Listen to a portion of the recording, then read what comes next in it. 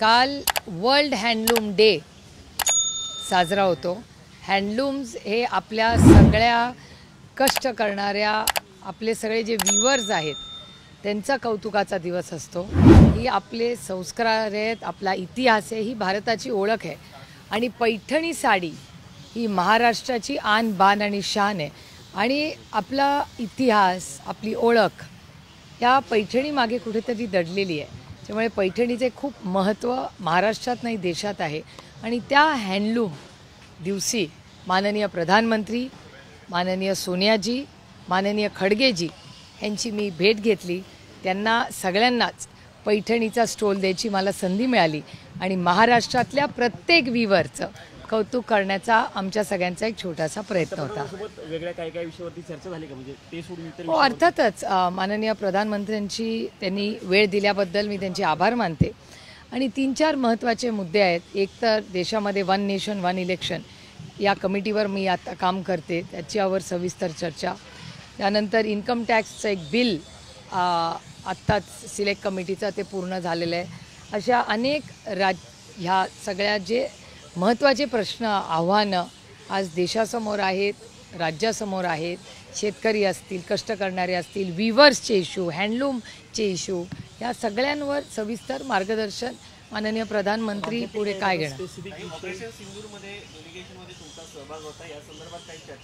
नाही, अर्थातच माननीय प्रधानमंत्र्यांना आम्ही ब्रीफिंग जेव्हा डिब्रीफिंगसाठी आम्हाला बोलवलं होतं तेव्हा मी एक सविस्तर नोट ही आमच्या सगळ्या कमिटीनी माननीय प्रधानमंत्र्यांना दिली होती।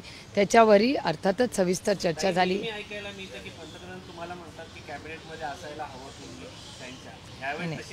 नाही, अशी कुठलीही राजकीय कुठलीही चर्चा काल माननीय प्रधानमंत्र्यांबरोबर झाली नाही।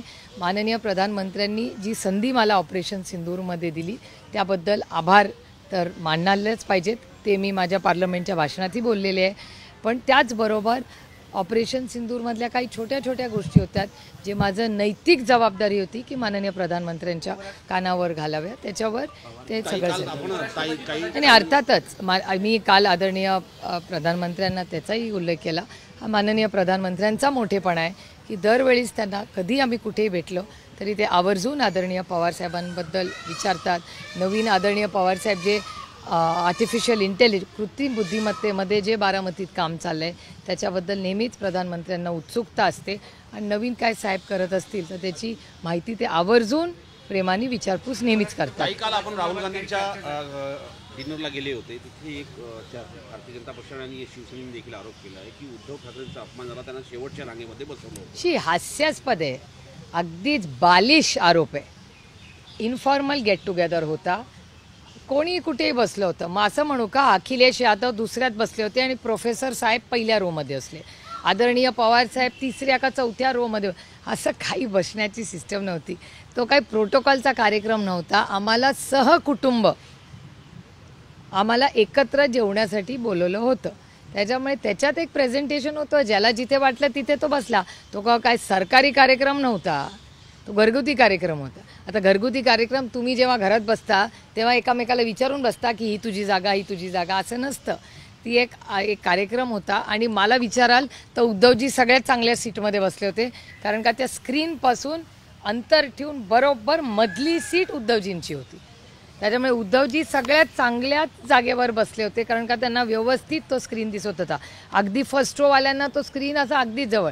आता तुम्ही बसताना सिनेमा बघायला जाता ना, मग तुम्ही स्टॉल्समध्ये बसता का बॅल्कनीत बसता? तिकीट कुठलं महाग असतं, पुढचं का मागचं? सिनेमा जेव्हा स्क्रीन असतो तेव्हा कुठलं तिकीट घेता? हाऊसफुल असेल तरच फर्स्ट रो, नाही तर मागूनच स्क्रीन बघता ना। त्याच्यामुळे मला विचाराल तर कदाचित ज्यांनी आरोप केला आहे त्यांनी कधी थिएटर सिनेमा पाहिला नसेल, बिचारायला त्याला माहिती नसेल की जेव्हा आपण स्क्रीन बघतो तेव्हा तेवढंच अंतर ठेवणंच योग्य असतं आणि प्रोटोकॉलप्रमाणे नव्हतं। आणि जो सिनेमा बघतो त्यातली सगळ्यात महागातली लाईन मिनी ते थिएटर असतं ना, हे मिनी थिएटरसारखं होतं, ती लास्ट लाईनच सगळ्यात महत्त्वाची असते। काल राहुल गांधींनी प्रेस कॉन्फरन्स घेऊन निवडणूक आयोगावर त्या आरोप केलेले होते आणि तेच मुद्दे कालच्या प्रेझेंटेशनमध्ये त्यांनी पुन्हा मांडले। हो, अर्थातच, कारण का जी प्रेस त्यांनी केली त्याची सविस्तर माहिती आदरणीय पवारसाहेब गेल्या पहिल्यांदा तेच म्हणाले की आम्हाला प्रेझेंटेशन बघायचं आहे, तर ते प्रेझेंटेशन सविस्तर राहुलजींनी आधीच तयारी करून ठेवली होती. सविस्तर आम्हाला ते प्रेझेंटेशन दाखवलं, त्यातले कागदपत्र दाखवले आणि जे काय आरोप प्रत्यारोप झालेत मला वाटतं इलेक्शन कमिशनच्या वेबसाईटवर त्या गोष्टी आहेत. असं एकूण सगळं मीडिया माध्यम आणि राहुलजींनी जे दाखवलं आम्हाला त्याच्यात दिसतंय. काही सजेशन दिले त्या ठिकाणी? नाही, अनेक लोकांनी सजेशन्स काही दिले. एक अंतर्गत आमची इंटरनल मीटिंग होती.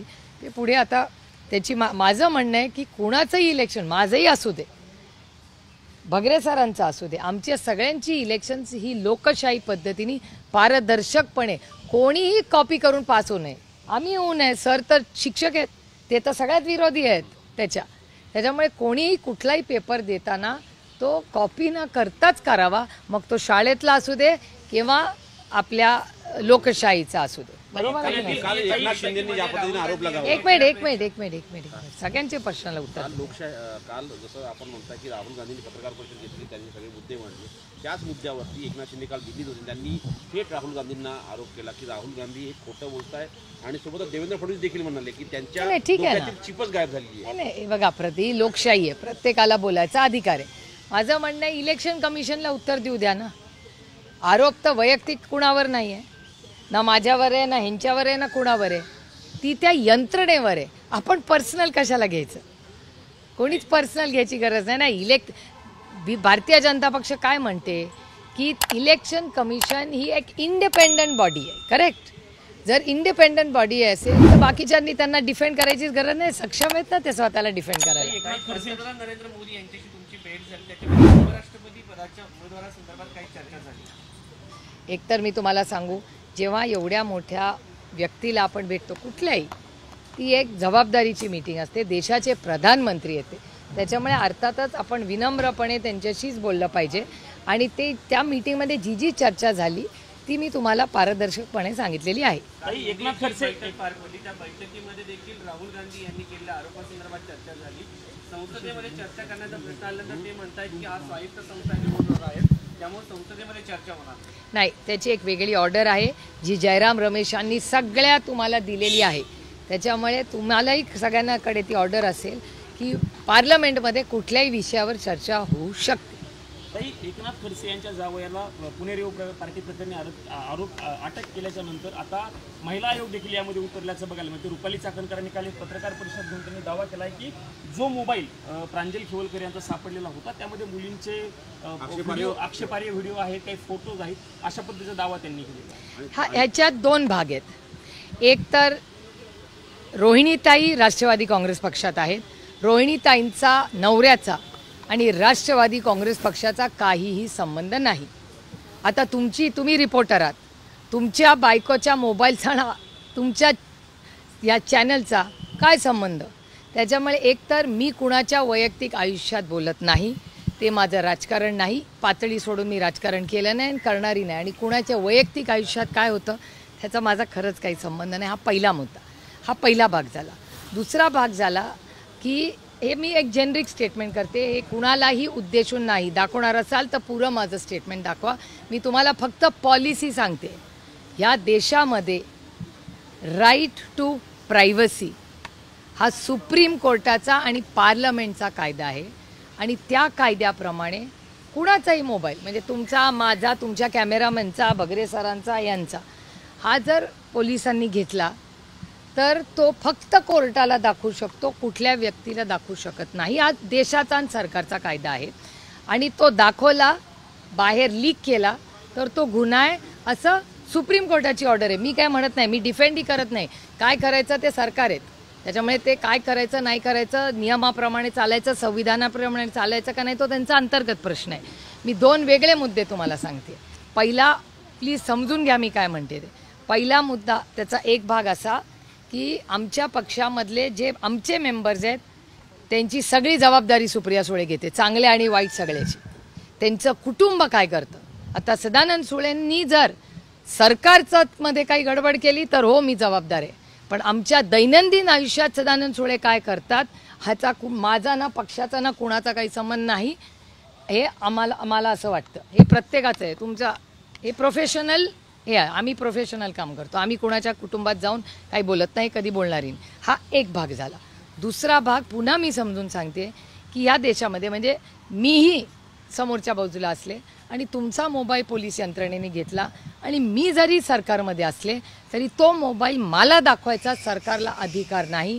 राईट टू प्रायव्हसी केस असेल तर त्याचा अधिकार फक्त आणि फक्त पोलीस यंत्रणे आणि कोर्टाला आहे. तो बाहेर कोणालाही दाखवायचा अधिकार हे मी म्हणत नाही आहे, हे सुप्रीम कोर्ट आणि या देशाचं पार्लमेंट आणि संविधानाने दिलेला अधिकार आहे. राईट टू प्रायव्हसी हे संविधानात आहे.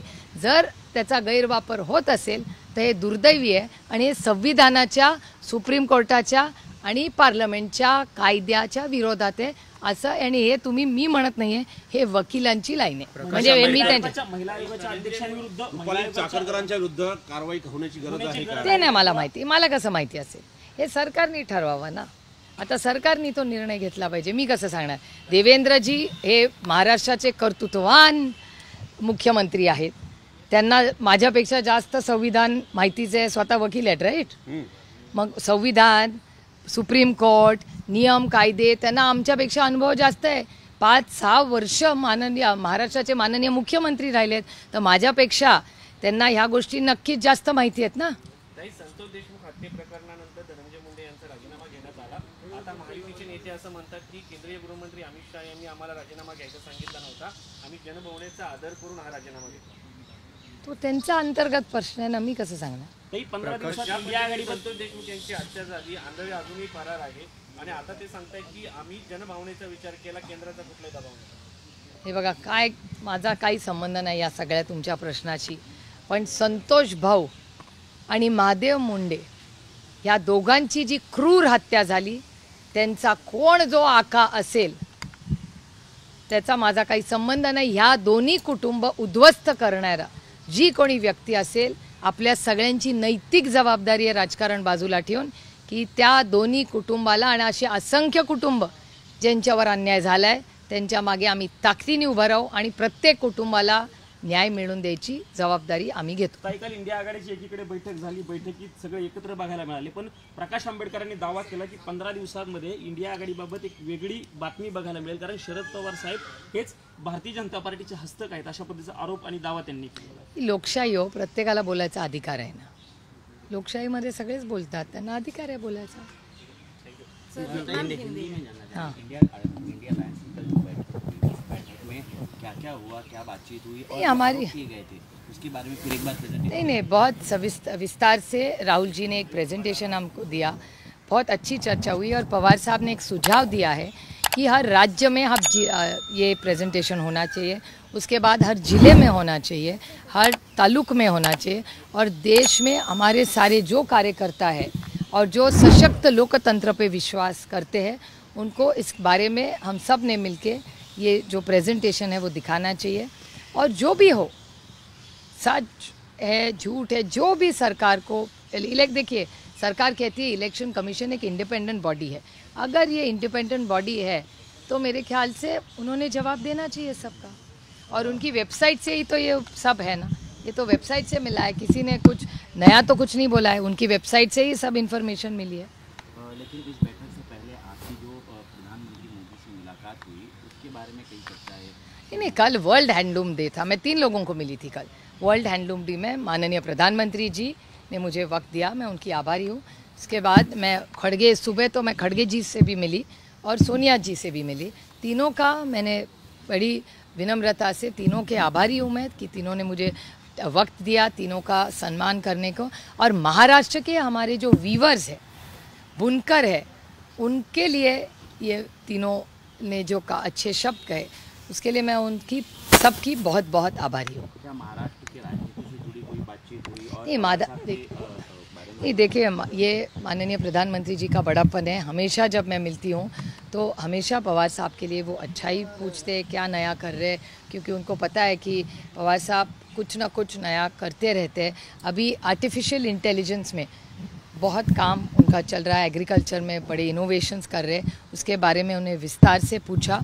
और हमेशा एक सशक्त लोकतंत्र में चर्चा, आप कहीं भी हो बैठे हो, लेकिन चर्चा तो होनी ही चाहिए. मैम, देवेंद्र फडणवीस जी ने कल राहुल गांधी जी ने जो आरोप लगाया उस पर कहा कि ये असत्य है और ये कहा कि अपनी हार को दबाने के लिए ये झूठ बोला जा रहा है. मैं एक तरह मैं बड़ी विनम्रता से कहना चाहती हूँ कि अगर इलेक्शन कमीशन सचमुच में एक इंडिपेंडेंट बॉडी है तो वो जवाब देना।